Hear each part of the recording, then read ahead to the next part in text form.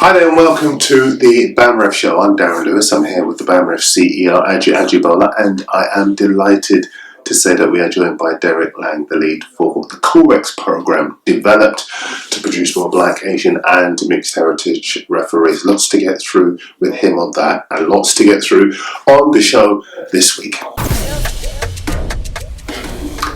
We'll talk about the COREX experience and why it matters. Here today, gone tomorrow, the Everton head coach David Moyes angry at the sending off of his defender Michael Keane for pulling the dreadlocks of the Wolves striker Tolu Arakadari. We get the BAMREF view. Shea Lacey and the red card for the Manchester United striker. When does passion become petulance? And should we be showing more empathy to teenage players? Here today, gone tomorrow. The WSL player Estelle Cascarino denied the chance to make her debut in the West Ham-Chelsea game because she was wearing an earring. The boys will tell you why that was the case, despite what you're seeing on social media. But let's start with Derrick. I'm sure, Derrick, you can describe even better than me what the COREX lead does. Well, thank you first for inviting me. Really appreciate it. And give an opportunity to tell you a little bit about my involvement in COREX. So I was part of the initial group, which was really good, and really I was very proud to have been selected to be part of COREX at the start. And within the group, I was also selected as their standards officer.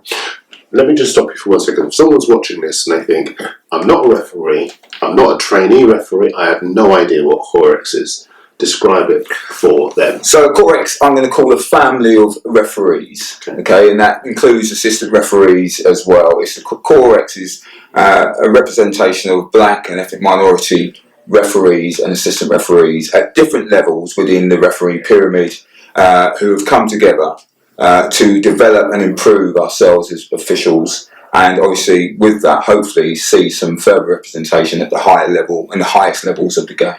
So how long after BAMREF was created did COREX come into being? So let's think. I've been COREX for 2 years now. 2020. And that was, I'm not sure actually exactly when you got COREX up and running with Aaron and the others, but yeah, COREX was formed in 2023.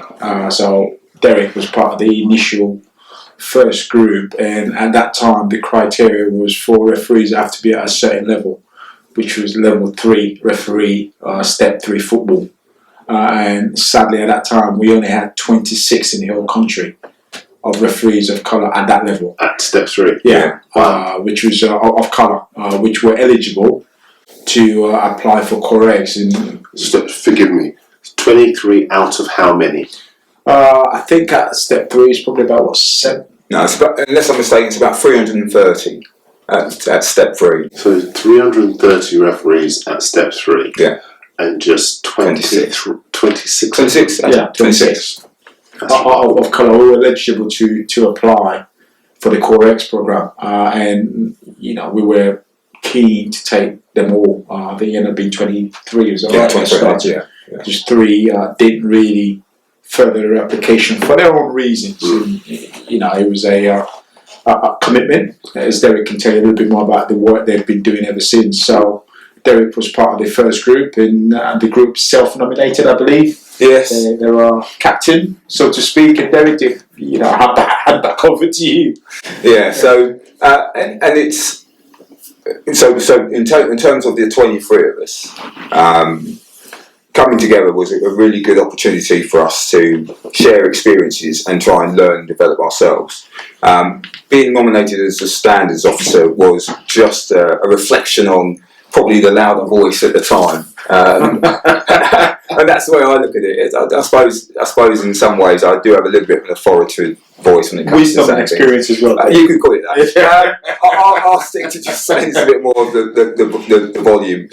But what it has done is it's, even from the first group, as we grew and developed together, we started to recognise that if you want to be part of officials who are going to be pushing on for the next 2-3 levels, you've got to professionalise yourself. You've got to commit to this. And there were people in the group that probably had to change the way they approach refereeing. And now with the growth of COREX, people have really had to focus. If you really want that, you've got to make that commitment. Here are the questions. Just to come in there now, I think one of the things that really excites us at BAMREF is that programme from 2023 now, we're now in 2026, the numbers have gone from 23 to 54.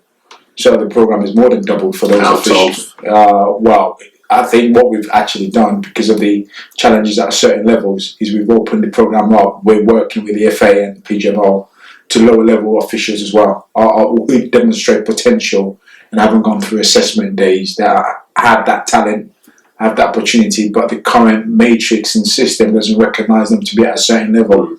So the journey is to accelerate their career because they clearly have the capability to move forward. I am the Grinch. Like, you'll get to understand. I am the Grinch on this show. Christmas is over now. But I'm always the person to say, well, it's still a small number.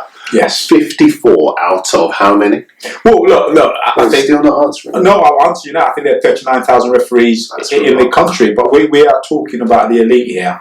You know, we have 39,000 referees in the country. We only have 30 officials on the referees in the Premier League. So from our community perspective, I think when you're focusing your resources and you want to identify talent that you feel can make it all the way to the top, you're not going to necessarily have everyone of colour, which are about 4,500 in the referee. And that's really fair. That's really fair.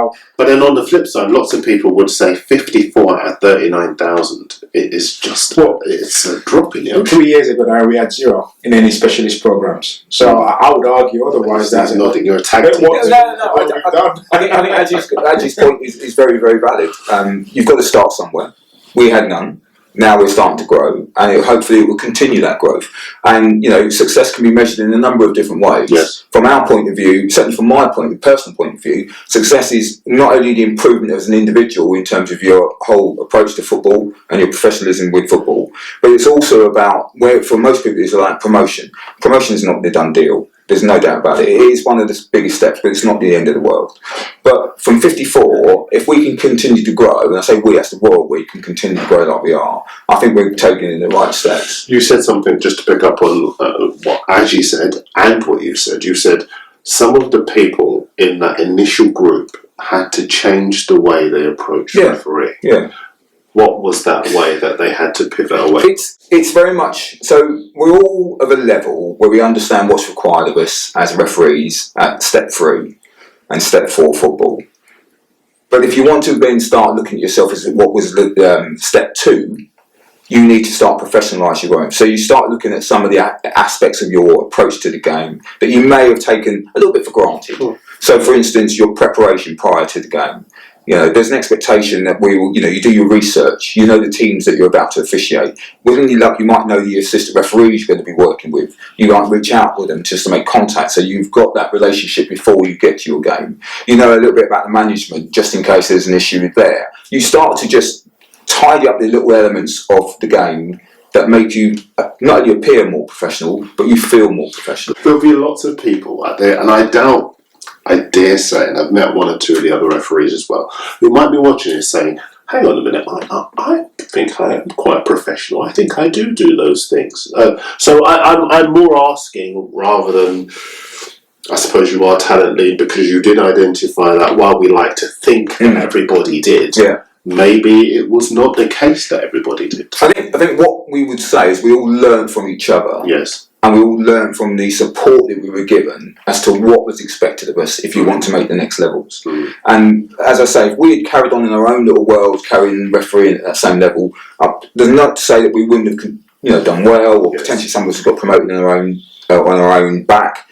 But what has helped is Core X has given us that a growth of experience, knowledge, support, and as I say, those insights that we needed to just sort of tighten up our games and actually put us at an opportunity to make that step. And if we did make the step, we'd be ready for it. In the early stages of Core X, did you find what lots of people working in industry, black people or people of colour in industry, find, which is for a long time they're working alone. And then they have that camaraderie of working with other referees. You don't go to regional meetings, for example, and you're not one of maybe just 2 black people in the room. Do you find that? Yeah. Did you find that? I mean, it's quite interesting when we had our first meeting for 2025-26, how members of the group, the original group, were coming to me and saying, Derrick, some of the and don't, this is not to be blown out of proportion, but some of the behaviours and standards of some of the newer group are not what's to be expected. And it was like, okay, so I have words, and we did. But it's because they got to the point where they recognise what's required. So, Yes. and a simple thing like, if we say we're restarting at 2:00, we're all in the room at 2:00. There's no walking in 5 minutes past with a cup of tea in your hand. You know, you've got to respect the fact that there are people who are waiting to try and deliver a session for you. So you need to do the right thing. And actually, I quite like that, Aji, the idea that just because it's the Black, Asian and mixed heritage group and there is that camaraderie, it doesn't mean that there's a drop in standards. It doesn't mean you get a pass because of what colour you are. It means that you are someone who is committed to retaining extremely high standards. No, absolutely, and I think there are, sort of picking up on Derrick's points, there are two things there for me. I think one thing is actually, how do you know what is expected of you if no one ever teaches you? You know, we're talking about talent, we're talking about opportunity, and we're talking about performance. Now, having a talent doesn't necessarily lead to you be given those opportunities, and you having those opportunities doesn't necessarily mean you're going to perform at the right level if you're not being developed. And I think what CoreX does is it brings those three together. We identify the talent, the opportunity through coaching and development enables them to perform better. So some of the learnings that Derrick is sharing is the coaching and tutoring of what football refereeing as a culture respects. When you're a black or brown person, you've been operating in your own little world and not been given those opportunities, because when you go into a room, you're often on your own anyway, and you don't feel, which is the third element, the sense of belonging there. You look around the room and you're the only black person. You don't hang around long enough, or you're not allowed to hang around long enough to receive that coaching that leads to a better improved performance. Listen, I'm a journalist, and I can tell you there have been journalistic environments I've gone into and been the only black person, and it's made you less likely to want to go back again when you can learn from being in those environments. But human nature dictates that you just feel so overwhelmed and you feel alone, and that sense of isolation. I would imagine lots of referees would have felt exactly 100%. What CoreX takes that away, because your instant sense of belonging is there on day one. You see people that look like you. You can have that banterous exchange of lived experiences that doesn't necessarily allow you to put, or doesn't facilitate you putting your guard up to learning. So you feel safe, you feel you belong there, and then you go on that learning journey as a group together to get to a stage where you've got someone of Derrick's experience, or the group collectively holding each other accountable to that higher standard. So when you do represent the group and you're out there refereeing, you're performing, but people also know you belong there because of your standards. No, I know his story. I don't know yours. So let's do it. What, in terms of refereeing? Yeah, when did you start? Oh my word. I've been refereeing now, I think, 14 years. So I started quite late. How did you get into it? A colleague of mine sort of said to me whilst we were playing, I'd stopped playing, I played till I was about 31. What position? And I played, as most players do, I started up front. By the time I finished, I don't know why, but yeah, and then I stopped. Chances there, without doubt. And then I stopped playing and had family and stuff and other commitments. So, and then somebody said, "Oh, why don't you go to refereeing?" And I thought, I'm not so sure. And I thought, I'll give it a go. So I did the course. Thoroughly enjoyed it, because I love being fit. I love my fitness. So anything that gives me an opportunity to go out there and run around, I'm up for. So, and I did it, and I still do. I have a basic line when it comes to refereeing, which is to have fun. I try and enjoy myself. Whatever game I'm doing, I try and enjoy it, because that's the main reason I do it, is because I try and have fun. But yeah, and then I've managed to get through the levels up to level 3, and it was only when I got to level 3 that I realised that actually you really do need to tighten up every aspect of your game if you want to go any further. What's the biggest thing you've tightened up? I would probably say not what happens on the field of play, more off the field of play. Okay. Because recognising, knowing your laws of the game and knowing what's expected of you at that level is one thing, which is CoreX has definitely improved my knowledge 1,000%. But it was the little things that I didn't probably do beforehand, in just the preparation, how I'd approach the game, the admin after the game, which is absolutely vital if you're going to get get it right, but also if you're going to avoid the complications that you get if you don't get it right. Now, people who are watching will say, admin after the, even I would have asked that. I mean, I've been around this ecosystem and chatted with the guys for a long time, but what is the admin after the game? So after every game, we have a system called MOAS, which we have to update. At the moment, there's also a new app that we're using called FAS, and what FAS stands for, I couldn't tell you. But what I can tell you is administration system. Is it? Well, I can tell you it adds another level of administration, which if I'm going to guess, probably 50-50. Some referees like it, some probably don't enjoy it. There are a number of issues with it, but that's not for today. But that adds that extra issue. And if you don't get those correct, you will find phone calls from the league, emails from the league asking about discipline issues, emails from our appointments officer or the discipline side addressing these. And they are really important. Even down to the things now at our level, we have to make sure we record goal scorers, the time of the goal, the caution, substitutions. Now, Aji's been doing this for years, but if you just go back a few years when beforehand, we didn't have to do all of that. We only had to just record substitutions and the result. Now we have to get everything correct, and this now is out there for everybody. So if you go on any of the websites, you'll see after every game at our level exactly the same information. So we've got to make sure that the information we're putting in is the same as what they're putting in. I ask this to everyone, but there'll be lots of people who will recognise it anyway.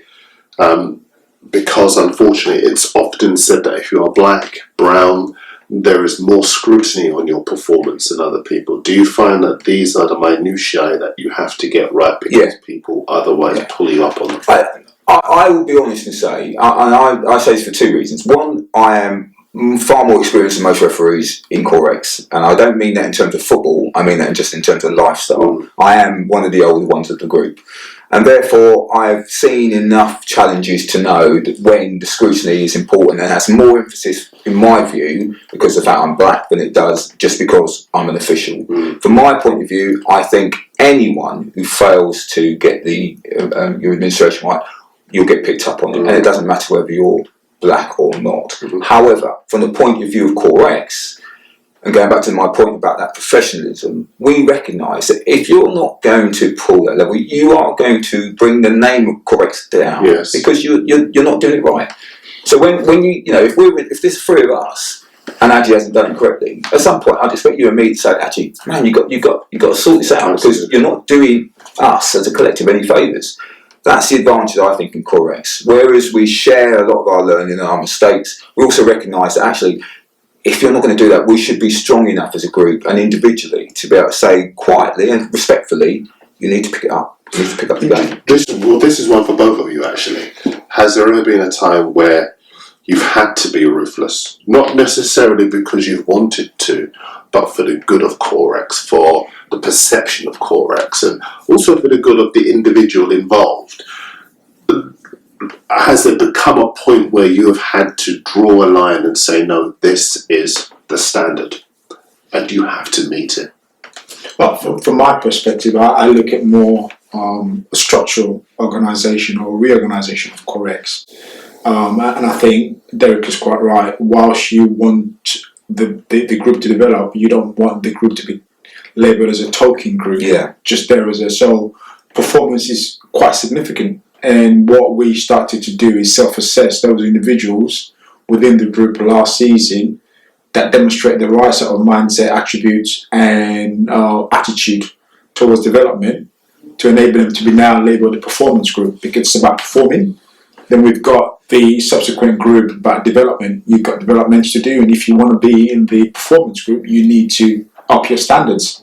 I was very happy to sign that off last year working with PGMO and the FA to make sure that that's the right structure, and you want the external world looking at the performance group and knowing that actually I can put my name or BAMREF's name against any one of those individuals, put them up against any of their peers, and they're up to the standard performance-wise, but also training and education on what standards are required to be at a certain level of football. So let's personalise that.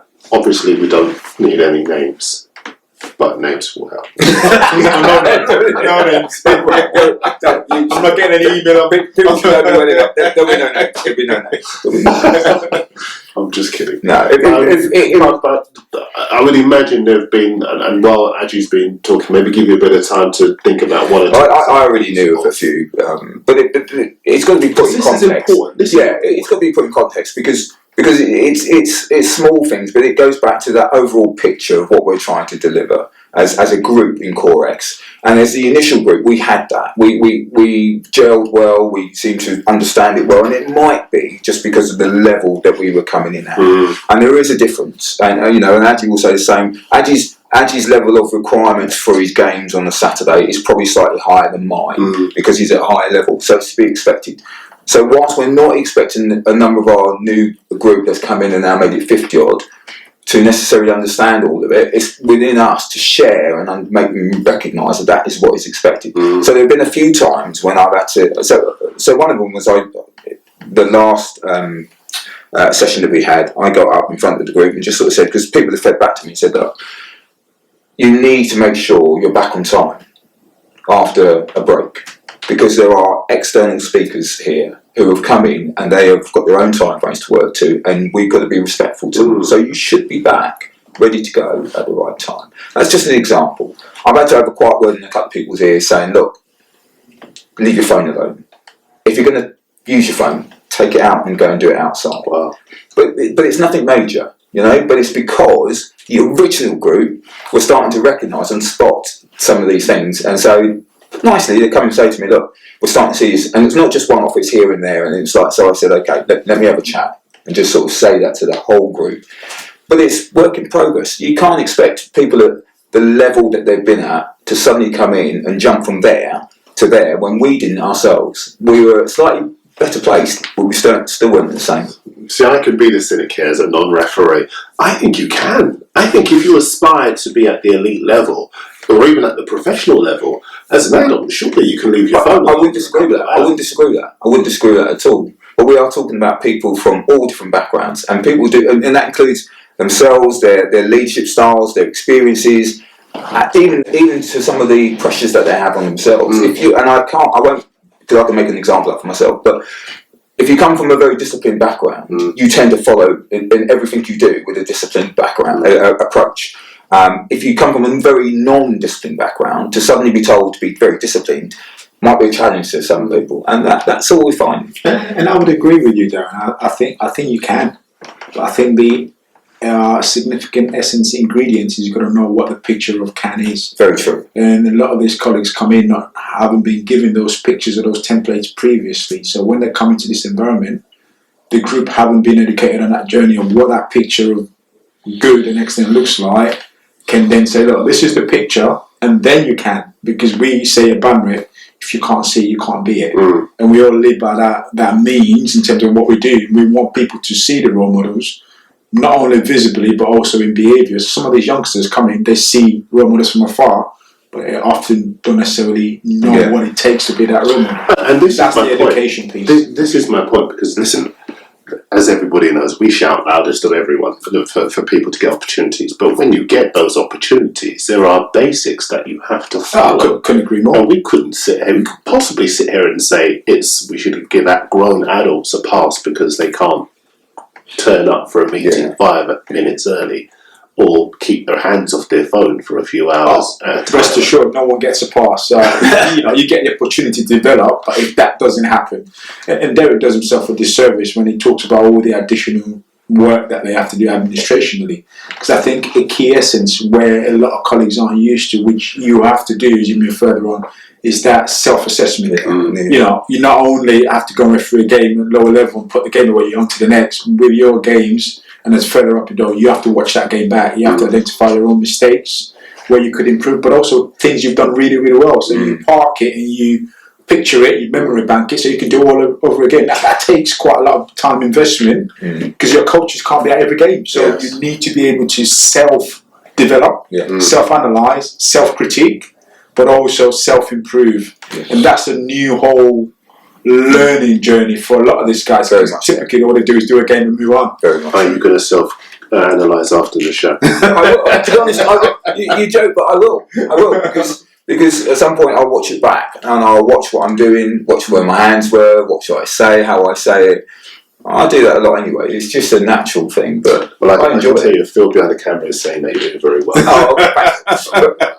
But yeah, it's something that I think, especially now with the way that we are operating at our level, is something that I do even more so, Yes. and it's invaluable. It really is when you sit back and watch yourself on the game. Somebody sent me a clip.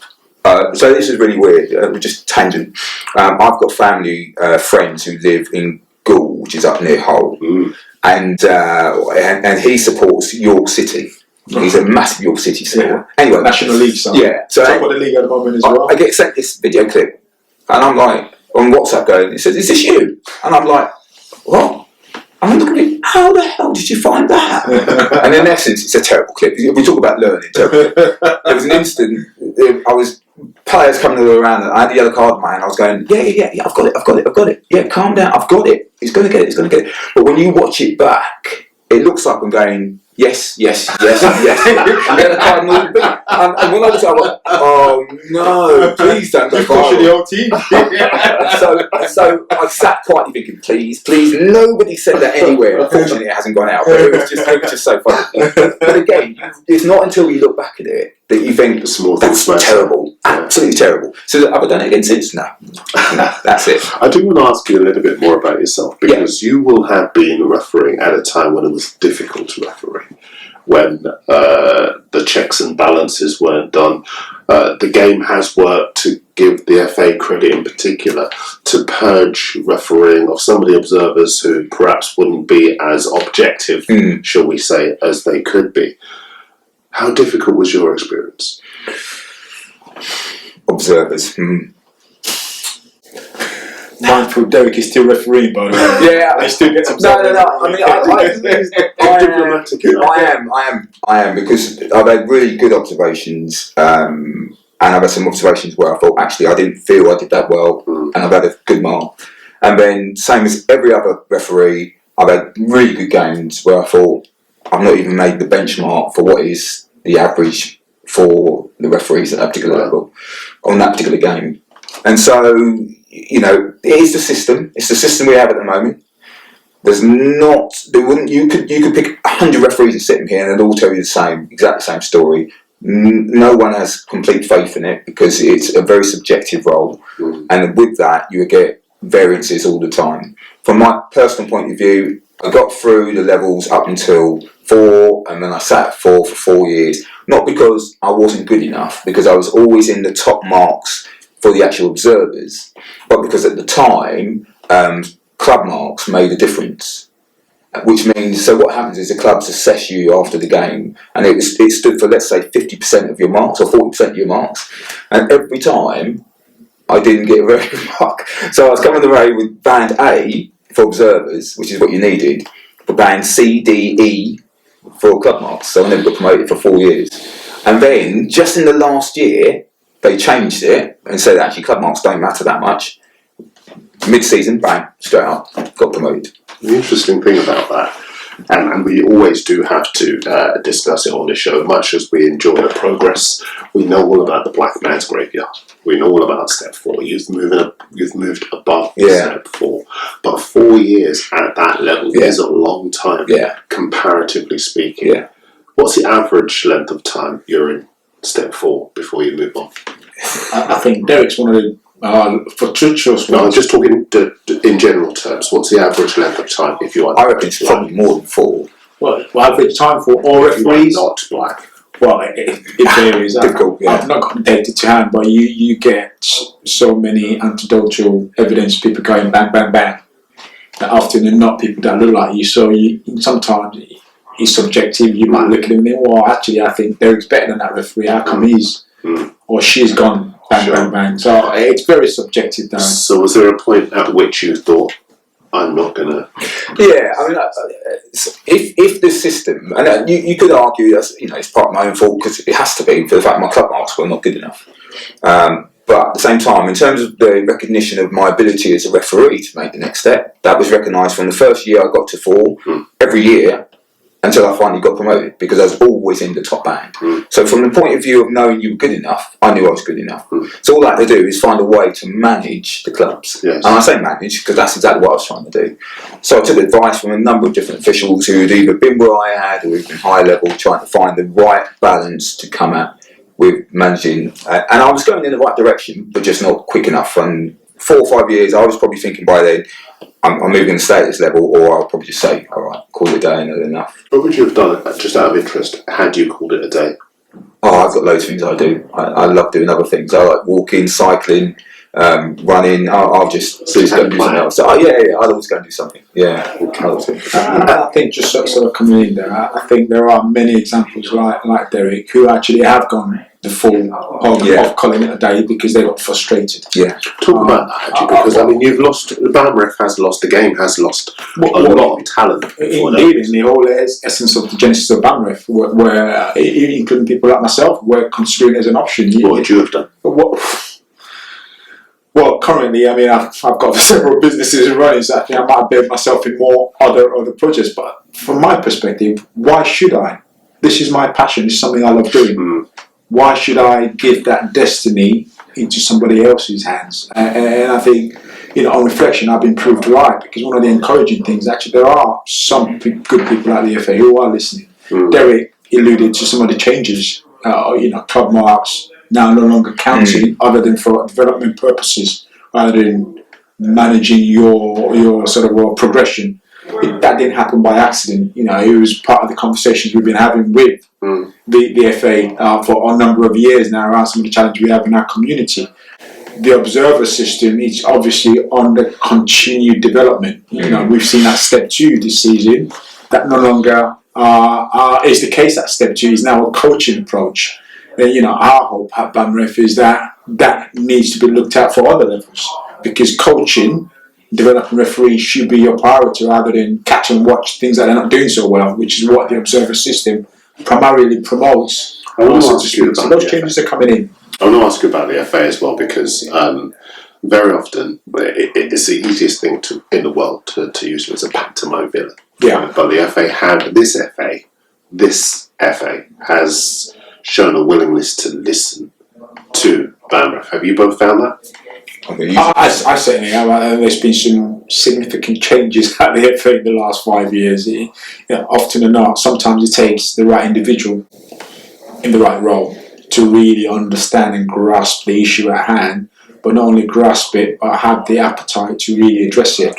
What have you felt of this move, very quick move, to purge refereeing of the observers who have been an obstacle to some people's progress? I mean, personally, something I welcome. I think we understand the fact that if you're going to change a system, you need to find a different or varied way of identifying talent that people buy into, that is transparent and people believe in. 14 years you've been refereeing. Yeah.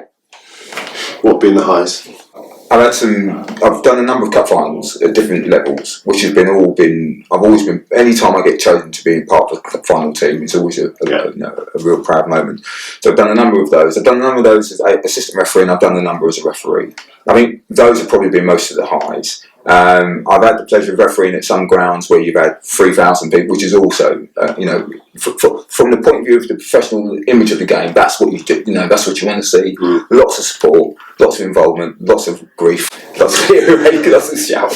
But it's all part of the game, and you enjoy it. So I'd say that's probably the highs. You mentioned about lots of grief.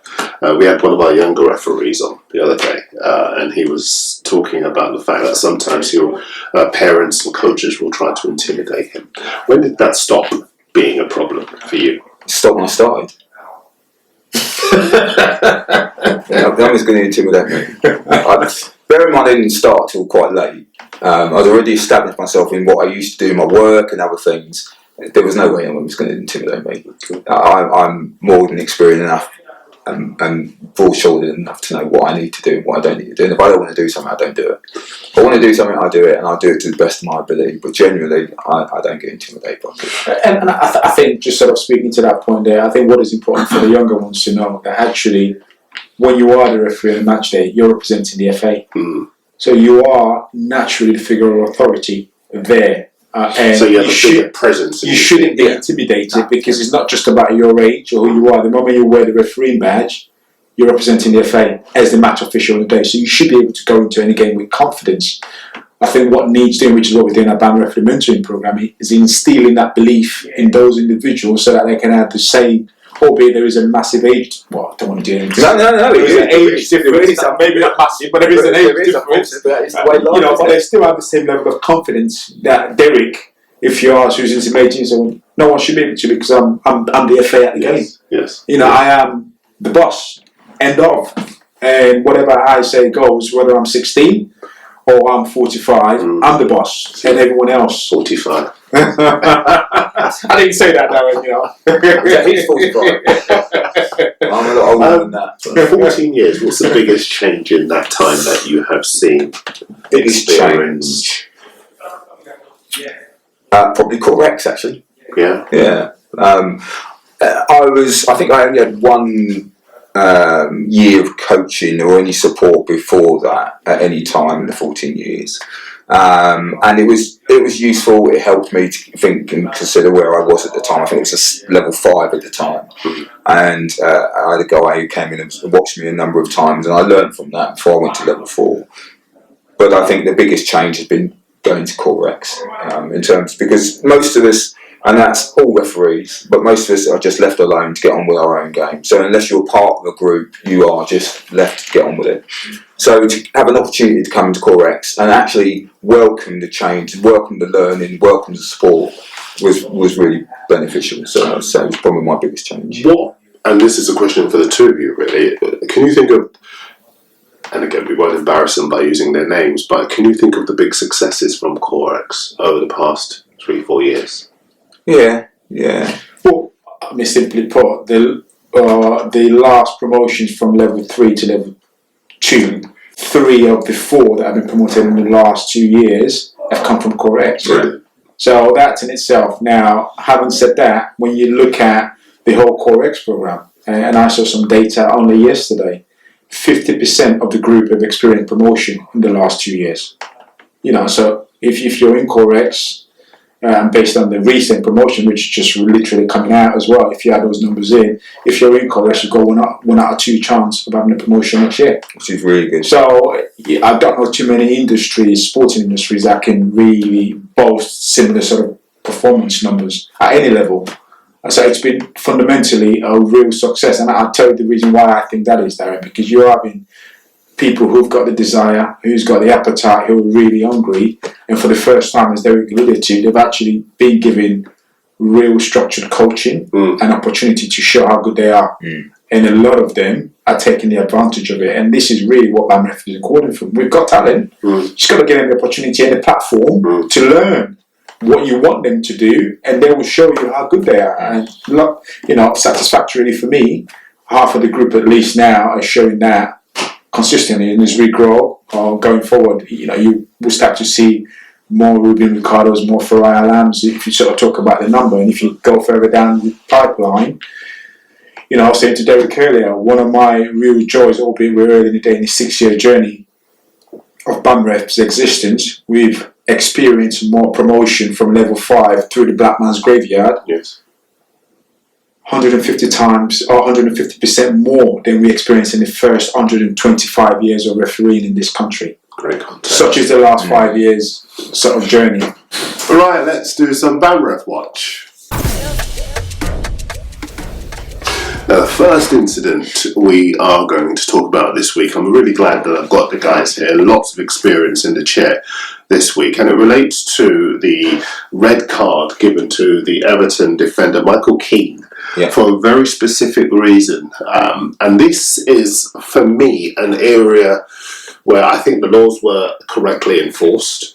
And I feel we need to support that law being enforced, because I think there are a lot of people that don't understand the nature, if you like, of the violation. It was the Wolves striker Tolu Arakadari who had his dreadlocks pulled from behind by Michael Keane. There are 2 elements to this. First of all, deal with the sending off. Firstly, clearly in law, if you're going to pull somebody's hair, it's serious foul play. You could even, depending on the nature of it, call it violent conduct. Personally, whichever way you look at it, it's a red card. That is what the law says. It's a red card. There's no accidental pulling of hair, or I just held it briefly. It's a personal violation. You shouldn't be touching somebody's hair. That's just so wrong. What do you make, and again this is to either of you, of David Moyes' sustained criticism of the referee, but also the panel that dismissed the appeal? Well, I think firstly, I'm inclined to use the right phraseology for saying I'm really disappointed in David Moyes' position, and I think that's as nice as I get with it. I don't necessarily know of any place of work where an individual can go up to anybody in that workplace and pull their hair with force, and from behind and not expect a police charge of assault. Yeah, because that's what that was. Now, in a sporting context, you're probably protected with the laws of the game. So when you get challenges, as Derrick alluded to, there are clear description within the guidelines of law. And I talk about law quite a bit whenever I've been invited onto the show, Darren. And this, I don't even think it is serious foul play. It's fine because it's not a footballing action. Yeah, it's not. There is nothing about Keane's action that is of footballing nature.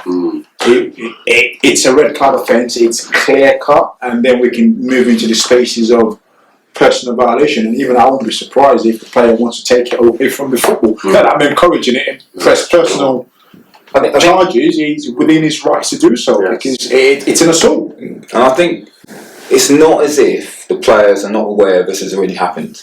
They can't just say, "Oh, I didn't." Cucurella earlier in the season, last season, had his hair pulled at Chelsea. Player was dismissed straight away. I think I'm going to use the word naivety in listening to somebody in a position that David Moyes is in, and thinking or believing that there's some value and actual accuracy in what he has to say. He's a football manager, a very, very good football manager, but he doesn't know the laws of the game. He's there for different reasons, and they make comments which, without actually knowing fully what they should or shouldn't be saying with respect to that. I would like to think, as a club, somebody has sat him down afterwards now and has said to him, that's wrong and why it's wrong. But at the time, the influence of him saying something like that, and then the social media just jumps on every opportunity they can for the wrong reasons. Yes. But from the point of view of officiating, without a shadow of a doubt, you pull somebody's hair and you're seen, whether it be by VAR or on a normal game that we don't have, but we see it, that person is going to be dismissed from the field of play. And this isn't about criticising a manager, this is about creating a safe space for people to grow their hair, wear their hair as they please. Now, I've talked way too much on this show, so I'm going to wheel through one or two other subjects as well. Shea Lacey is one of them. Manchester United rising star was sent off for his second bookable offence when he bounced the ball in frustration into the ground, and he was shown a second yellow card. Now, we are split on this because I think he's a young player, he wants to win. You can see the passion in his eyes and the frustration when he believes he's got the throw in and then it doesn't go his way. But I know the tag team here are champing at the bit. Who wants to go first? Well, I'll pose a question to you, Darren. Is Shane Lacey being a 28-year-old man who'd been playing in his career for 5 or 6 years and done that, would you have accepted that as a second yellow card? Well, isn't that the point? If he's a 28-year-old man, less so, because you're old enough to contain your emotions. But if you're 18, 19, and you just hungry... So now are we asking referees who've got clear guidelines and the laws of the game to now start having a consideration for whatever the age of the player is, and the fact that it might be in a competitive scenario where the law is meant to be equal for all? Yeah, well, I think yes, because it's common sense. You are exercising an awareness of your situation. So many people say referees need to be more human. Mark Halsey, ex-Premier League referee, has said exactly that. I would have thought he said that the referee would have shown more empathy. I'm paraphrasing his words here. Yeah, so by that definition, then what I don't use the word loosely, we're asking the referees to cheat because they've got a younger player. That's a strong word. It is, because if you're saying overlook a yellow card, which is quite clear in law, because they've got a younger player, you're doing Brighton a disadvantage in a competitive scenario where the law is clear and meant to be equal for all. We're asking for equity here and equality for all players and apply the law consistently. By your definition, if you've been a 26-year-old Brighton player, you want a yellow card for him and send him off. But because he's an 18-year-old lad on Manchester United side, well, let's just forgive his behaviour because he's really young. Don't you think he's learning the game? He can learn by being punished for the offence he committed. And he wouldn't do that again because he's learned. These young lads who play... like to rap. No. These young lads who play at the professional level of the game for whoever it is, Manchester United, whatever, they're young. You don't sort of not see that. But the fact is, they are coming into a really well organised and clear cut in terms of what you can and can't do. And I know everyone gets excited. We get excited, and sometimes you say or do things you shouldn't do. But in essence, as with everything in life, if you're going to do that, there's going to be a consequence. So you take the risk of bouncing the ball like that, and invariably, 99 times out of 100, the referee will enforce law and say, sorry, second yellow, dissent by actions, dismissed from the field of play. And whilst I genuinely appreciate the fact he's a young lad and he's got to learn, I'm with Aji. If you're going to play the game at that level or any level, you need to know what you can and can't do, and you need to be able to control yourself. And he shouldn't have done it. And you risk the possibility of getting into the mirage of accusing referees of not being consistent, because another referee does that next week. You'll be the first to say, well, last week, the referee had this inconsistent. You can't have it both ways. The law is clear. The referees applied the law not even to the letter of the law. I think he was even quite well above the threshold, because he didn't just throw the ball away. He was visibly very demonstrated. He didn't direct it at the official. He didn't hurt anybody. It wasn't the end of the world. Dissent by action. The problem is that it's dissent by action. And Aji's right. It might have been an ability, if he rolled the ball away, for the referee to think, I didn't see that. Let me just get you in and try and calm you down a bit and say, look, you got away with that one, you're not getting away with it. And even then, he would probably go in a little bit of criticism. But he doesn't do that. He takes the ball and he bounces it really hard on the ground to make it absolutely clear he is not happy with the decision. And can I just add another perspective to that, though, just to sort of close off? Referees, contrary to beliefs, are also in a competitive scenario. Yeah. We get judged for our performances every single game. One of the biggest criteria is application of law, because the game expects us, our bosses expect us to apply the laws of the game. Now, you're asking Simon Hooper to forgo his career because the 18-year-old is young, because he doesn't apply the law. He goes back to his debrief and he gets absolutely hammered. Absolutely. He's worked 85 minutes, his socks off, running up and down, getting the right angle, seeing the decisions, sweating, running 10k. And then you're saying throw that away because an 18-year-old can't control himself. I'm sorry, no, Darren. He's getting his yellow card. He can take his medicine because he's behaving that way. He can get his second yellow. He can go to the changing room, watch it clip back and reflect. And next time he sees Simon Hooper, he'll be, yes, sir, I'm really sorry, sir. I won't be doing that again. We'll continue this after the show.